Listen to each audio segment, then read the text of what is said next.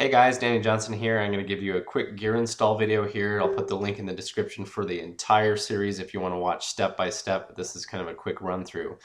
So basically you want to give yourself enough room to pull that axle shaft out, so don't park your car too close to the wall or anything if you're doing this in your garage. Then we're going to lift the car in the air. So if you lift from kind of the front area of the car, right about here, then you're basically going to lift that whole side of the car into the air. And so that's what we did here. We were able to put the jack stand there right under that torque box. And so you're going to lower the car down onto that and then go around to the other side and repeat the process so that we have the entire rear of the car up in the air. Next, we're going to take off the drive shaft, so it comes through here and it meets up to the flange. You got these 12.12 millimeter bolts. So you want to use the right size socket for that. So the way that you get these bolts out is you want two of them exposed, and then you can rotate the drive shaft so you can have somebody in the car either pushing the brake or you can pull the e-brake up if you're doing it alone. But you want two bolts at the bottom exposed, and you break those loose, then you rotate the drive shaft, get the other two. Next, you come in here and you're going to want to score this up real good where the flange meets the yoke, so that you can put it right back to where it went. So I just took a screwdriver and marked that up. Next, you're going to take a screwdriver and then just pop the drive shaft off of the yoke there. So just get a screwdriver in here and it'll go forward and then somewhat down. It can rest on the exhaust. Next, you're going to take off the wheel. So just go through here. I'm not going to give you a size because these were aftermarket lug nuts, but I think it's 21 millimeter. But go ahead and take off all the lug nuts and remove the wheel. Do that on both sides. Next, we're going to take off the brake caliper, but you have to take off this brake line that comes through. So you're going to grab a pair of pliers, make sure the e-brake is off, no parking brake applied. And so then you're going to yank on this cable, pull it forward, and unloop it. Next, you have to take off this little C-clip here that's in the way. So take a screwdriver and you just pry that off until it comes out. And next, you can pull that entire line through. Okay, to take off the caliper, we're going to take off these two 15 millimeter bolts. So you're going to get your 15 millimeter breaker bar and all that, and some liquid wrench if you want. You can spray this down and let it soak. Sometimes these are really hard to get off. But anyway, we're using a 15 millimeter socket here, and just remember that you do go counterclockwise, which is going to look like it's clockwise if you're looking at it from the back side like this. So just make sure you're turning that the correct way and remove those bolts. And from the bottom now, we can remove the bottom bolt as well. Next, we're going to take the entire caliper off. And so sometimes you have a little lip here on the brake rotor, makes it a little tough to get off, but you should be able to slide this right off and set it aside. You do not want it to hang by the wire, so you can take a zip tie or coat hanger, as we've done here, and just make sure that you hang it properly. On the brake rotor, sometimes there's a little washer here, but once you get that out of the way, the whole rotor just comes straight off. Next, we're going to take off the rear cover. These are 1/2 inch socket is what you're going to need for that. And so go ahead and take that off, and then going around the cover, you want to be real careful because it's very flimsy. So you just take a screwdriver and just kind of pry all the way around where you can get in on it, and then gently pry it away. But that cover will bend, so you want to be real careful with it. Sometimes you can take a little hammer, like a rubber mallet, and kind of gently tap it from the side. But you want to get this cover off and make sure all the bolts are out, and then drain the fluid. You'll need a catch pan for sure. Then you're going to take out the grenade pin here, as they call it. And so basically you get an 8 millimeter socket and take that out, just a little 8 millimeter bolt there. And to take the pin out, then you have to push basically from the top and slide it, and it will come all the way out. And that's what they refer to as the grenade pin, because it'll blow everything up if it's hit wrong. Okay, so next what we're going to need to do is basically push the axle shaft inward, but you do have a ABS sensor here that's right in our way. And so we're going to come around to the back and use a 1/4 inch drive ratcheting wrench here, or 1/4 inch drive ratchet. Go ahead and take out that little bolt here, and then you just push the ABS sensor through, and that gives us enough room now to push the axle shaft inward. And so I'm going to show you a view outside of the car so you know what we're dealing with, but here's the C-clip that we need to remove next. And so as we push that axle shaft inward, what it basically does is exposes it in the differential. So when you push it in, you'll then be able to see it, and then you'll be able to pull the C-clip out with a magnet or a screwdriver. So here we are back under the car. We're rotating this until we can see in there. And as you can see here, when we push in on the axle shaft, it exposes that C-clip. And so then you just reach in there with either a magnet or, like I said, just knock it off with a screwdriver and you can dig it out later. Okay, so with that C-clip out of the way, now you can just pull the axle shaft all the way out. Want to be careful as you do this so you don't mess up the wheel bearing. But now we want to come into the differential, and I took the whole axle off of the car. You can see that in the other video series if you want to follow that, but we'll keep going on this just in case you want to keep it in the car. So next we have these bearing caps we need to take off. They are machined by side, so they have to stay on the exact same side that you take them off of. And you're going to use a 19mm socket to remove these. Now pay attention as well, because if you look at these, they do have some arrows on them which point to which direction they go. So those arrows point outward towards the outside of the axle. So remember, keep these separated because they have to go back on the same side that they came off of. They are machined side specific, and then those arrows have to point outward when you're done. One thing I do want to make really clear is you don't want to lose all these nuts and bolts, and you want to keep them separated, especially the side-specific ones. So just label them if you want. I usually put things in Ziploc bags like this, so it's all labeled and I remember where it went, and it doesn't get lost. Okay, so we're taking our 19mm socket here, and I even used a extension here on the breaker bar, just the jack handle. And we broke these main caps off and kept them separated by each side. And next we're going to pull off the carrier and these shims on the right hand side here, and on the left hand side we're going to want to keep those separated because it's a good idea to use those as a start point and use the same shims, put it back together, and then see where you are, then add or reduce shims on each side, which we'll talk about later. So anyway, now we're able to pop this whole carrier right out. I actually had to grab a jack here and put a little cable through the differential because it was in there so tight. And then as I lifted up on the jack, it pulled the carrier out. So sometimes these fall right out, and sometimes they really need to be pried out. So anyway, this is just something I did. And so anyway, by doing that, I was able to pop this out, and you can see I just ran that cable through there, and that's how I was able to kind of grab it. But anyway, we just went ahead and pulled this differential straight out. So as we mentioned, you want to be really careful with these shims. You want to keep them side specific because that's going to be your starting point for the next one. So just go ahead and grab these and keep them separated. Put them in a bag for each side, and that's what we'll use as our starting point when we go to put the new differential and gears in. Okay, so on the differential, you're going to have the races here that go on the bearings, so just make sure you keep those separate. If you want to take these bearings off and have new ones pressed on, you can, but we just want to make sure we don't lose those. Next, we have to take off the front pinion in the flange. So basically we're going to take a 1 1/16 inch socket, and I'm going to even add a breaker bar on the end of it with a extension here. And as you see, I had to put a bolt through there to stop it too, since the whole thing will spin. So anyway, go ahead and just break this thing through, and eventually you'll just be able to spin it all the way off. You don't want the pinion to fall out if you're going to reuse it, but anyway, so put one hand under and just drive that pinion nut all the way off. And once it's out of the way, you can pretty much just tap straight down on here with a mallet, but we're going to use a puller here to get the flange off. And so the way that this works is there's two jaws on the sides, and they hook to the back sides of the flange like so, and then you hook everything else back up here, as you'll see here, just to make sure that the puller is properly set up.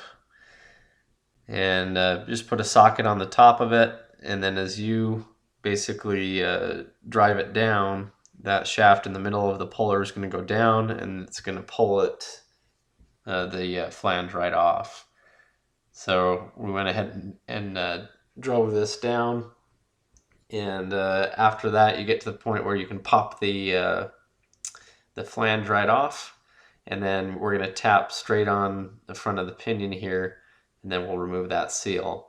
So we took our hammer here and just kind of tapped on the front of the pinion until it finally came out. So just put your hand underneath it. But with it out of the way, now you can get a claw hammer, and you just want to be careful not to mar anything up in here. But now you can get in here real easily and just pop the seal right out. So you just kind of jiggle on it, see it just start to separate. And so now you can remove the seal, and you want to keep these parts very separated, and be careful of this too, because you have an oil slinger in here. You want to make sure that that doesn't get lost. Then the actual pinion bearing can come out. And then we're left with the inner and outer race here. And so if you choose to pop these out as well, because usually the kits come with a new inner and outer race, it's pretty simple. You just basically get a screwdriver and you come in here where these notches are, and you tap it till it comes out. So I'll show you here. You see that notch there, right there on the side. And so you just get a screwdriver or a chisel, and you just kind of pound it until these pop back out. Then you want to clean that area really well so that when you pound the new ones in, they seat properly. But as you can see, we got the inner race out. Now we're going for the outer race, and so we're just doing the same thing, getting our chisel or screwdriver and basically just lining it right there into that notch and pounding it until it comes out. Also, it's a good idea to get a rag, spray a bunch of cleaner in here, and then just kind of with a broom, just kind of push that rag through and clean out your axle tube so you don't have any debris left in there. Just clean out the whole housing with some brake parts cleaner. Okay, so in the differential, there's passages where the diff fluid flows, and so you want to make sure that these are cleaned out real well, and no obstructions, no metal, nothing in there. Next, we're going to put our new race in, and we're going to drive this in with a race driving kit, and we're using one that's just slightly bigger than the race itself. And you want to tap this in and make sure that it's going straight in. So we're going to go ahead and tap our inner race in here. Then the outer race, we're actually going to take the old bearing race and turn it upside down to use it. And once it's in there, we're going to put the other regular race driver thing in there and pound it down in there. So once again, we're using the old one flipped over backwards just to kind of line it up. But you want to make sure that the new race is cleaned out in there and ready to go. We're going to lubricate our bearing here for our pinion bearing, and it's just going to sit down in there. Then we're going to put our oil slinger down in there, make sure that we're good there. Then we're going to put a light thing of some RTV here. This is kind of optional, and then we're just going to pound this new pinion seal in so that it's nice and clean. Okay, so with the new parts, with the pinion, you're going to want to pull the old pinion bearing off, and you're going to want to keep and reuse the shim that's at the bottom here, and just put it onto the new one, and then go and have that pressed on by a shop. If you want to get new carrier bearings too, I'd recommend just taking that to a shop to have them pull and press those on. You don't want to beat these on with a hammer or anything like that. So I took my stuff into a shop and just had them press the actual bearings on. Now, something to note, I went to a 31 spline setup, so the axle shafts have 31 splines on them. You have to go get a 31 spline carrier or differential as well to accept those. So anyway, other than that, the reassembly is exactly the same process, whether it's a 28 spline stock setup or 31 spline aftermarket kind of setup. So anyway, I'm going to give you a few specs here to look over as well, and then we'll continue with the install here.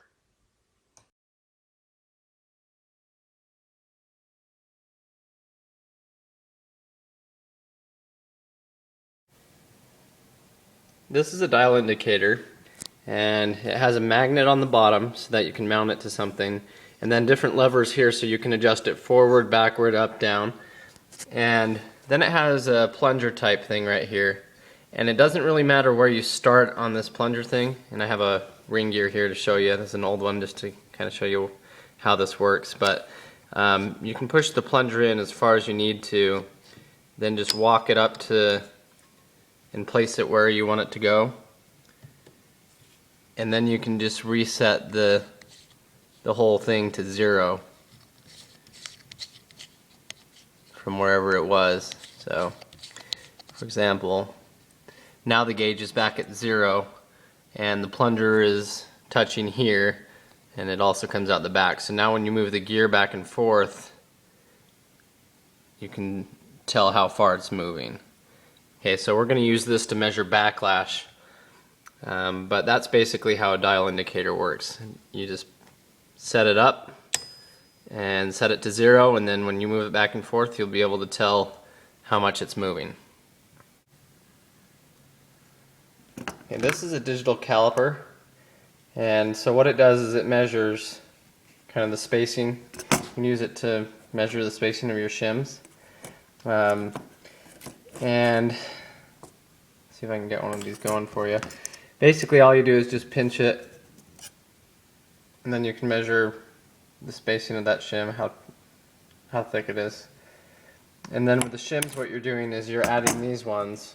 These are the carrier shims, and you're adding them to each side of the carrier depending on if you have too much or too little backlash. So for example, if you rock the ring gear back and forth when it's all together and there's too much backlash, then you're going to remove the shims. Okay, you're going to remove some of the smaller shims from the passenger side and add them to the driver's side.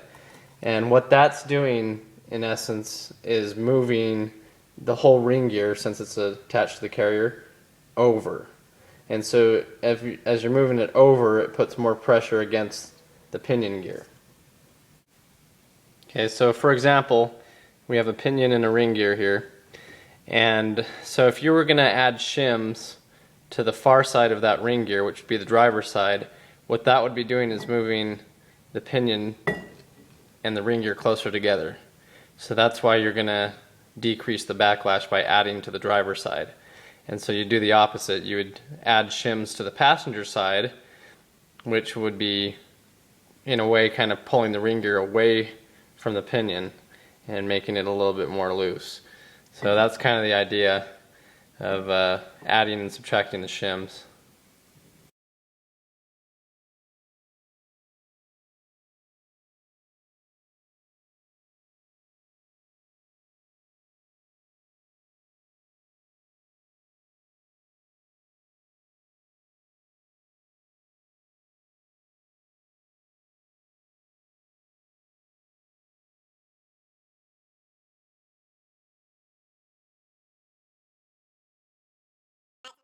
Okay, so we're running our stock shim underneath this. We went and had the new bearing pressed on by a shop, and you want to lube that up real good with some gear oil. Next, your crush sleeve goes on, and that's a one-time use thing. So if you have to pull this and redo it again, you need a new crush sleeve. It can only be crushed once. So we're going to go ahead and bring our pinion up through here, and then we're going to come and put our flange back on. So in this case, I was using a new flange. You can put your old one back on, just make sure it's clean. And so you're going to line it up so the teeth line up onto that front of the pinion. And then we're going to put our pinion nut on, and we're going to slowly drive it down. So as we're tightening this pinion nut, it's doing a few things. It's going to bring the flange onto it, and as you can see, we're kind of tapping to help with the process here as we tap it and then keep tightening it. But also, as you tighten that pinion nut, it's going to crush the crush sleeve, and it can only crush up to a certain point. If you go too far, you can't just loosen it back up, because from there it's been crushed. So anyway, make sure you have your Loctite on here too. The new pinion nuts usually have that. And it's going to start to get pretty tight. You can see I have to have a friend hold it with a breaker bar here. We put 2 bolts down in there to hold that flange in place.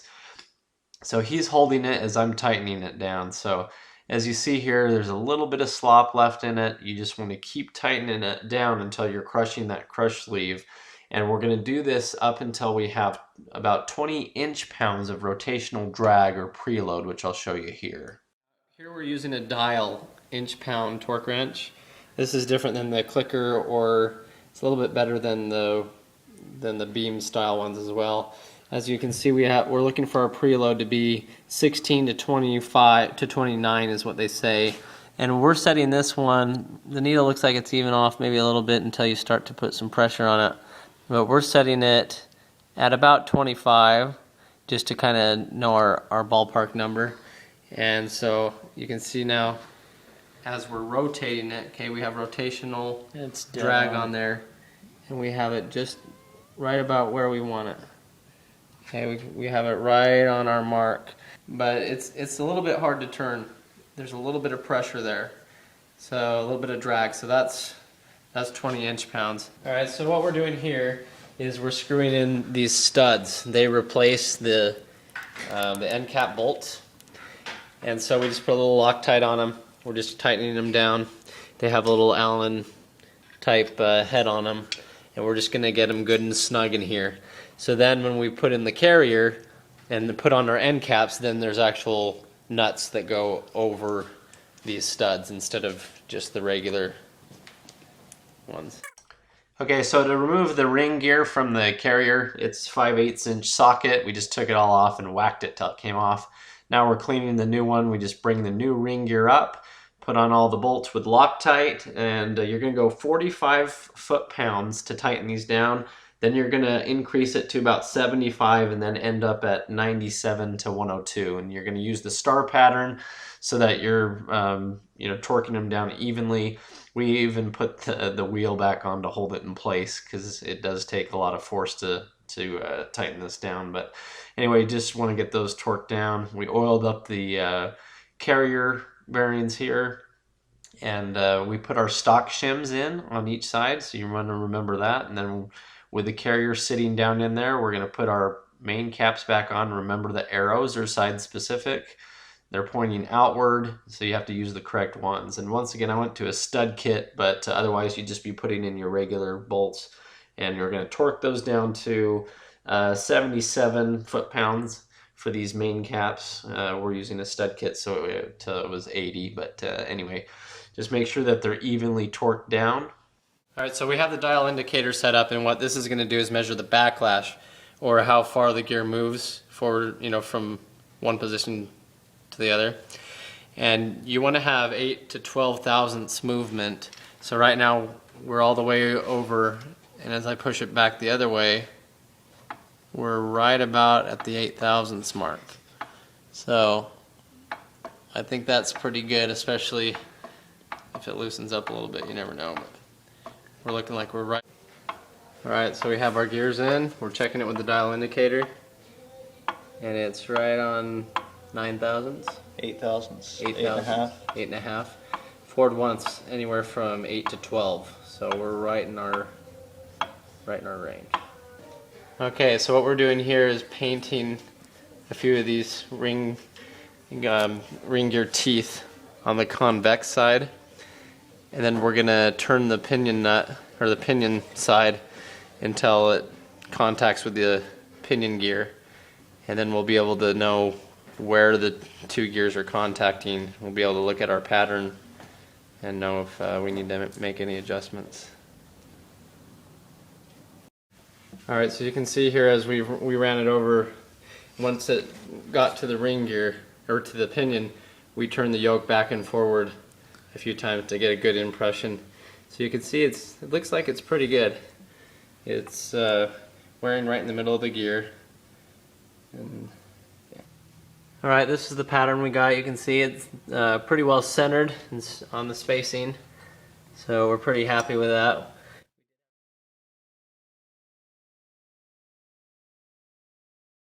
Okay, so we're going to go ahead and slide our axle shaft in here. I did do new wheel bearings and seals, which I'll put the link in the description. But anyway, so you want to push the shaft in until you can see where that notch is to put our C-clip. Remember, the C-clips are flat on the inner sides and they're rounded towards the outside of the axle. So we're going to drop them in there and then pull the axle shafts outward to suck them back in where they won't come out. Next, we'll drop our pin back through here. You want to line it up for that 8mm bolt, which does have Loctite already on it if it's a new one. If not, make sure you get Loctite on that. And you don't want to snap that bolt, so don't go too tight with it. But we're going to pour all of our new gear oil down in here. A good way to test it too. And we're putting RTV all the way along here. And this diff cover comes with a new drain plug. We put some Teflon on there. But you're just going to line up your cover and get it nice and straight here. And we're going to go ahead and torque that down to about 20 to 25 foot-pounds. And this aftermarket girdle has these other bearing posts on the side, and those are really the load bolts on those only need to go to 5 foot-pounds. Very, very minimal on those, so just be real careful if you do have these right here. But if not, just put your stock cover back on. And the way to fill it is to basically fill it till it overflows. If you have this new cover though, don't fill it until it overflows out of the new fill hole. You want to do the fill hole that was in the back side of the differential, where you normally fill the fluid from. And so we went ahead and did that. Now, something that might happen with a new rear end is you might end up scraping your brakes up. And so what we had to do here is put a washer behind the caliper, because the new axle shafts were just slightly different size. And so anyway, we put some washers between the brake there, and that was able to make sure that nothing rubs. So you want to just make sure once everything is back together, you might want to turn it by hand first and see if any of your brake components are rubbing. Anyway, so that's the basics for installing the gears. I will put in the description a link to the whole series, which is dropping the axle and everything like that. But some of the hardest part is setting that gear pattern and getting the backlash right. You might have to pull the carrier several times to get that straight like we did. But anyway, that's how you install gears. And if you have any questions, go ahead and put them in the comments. Thanks for watching.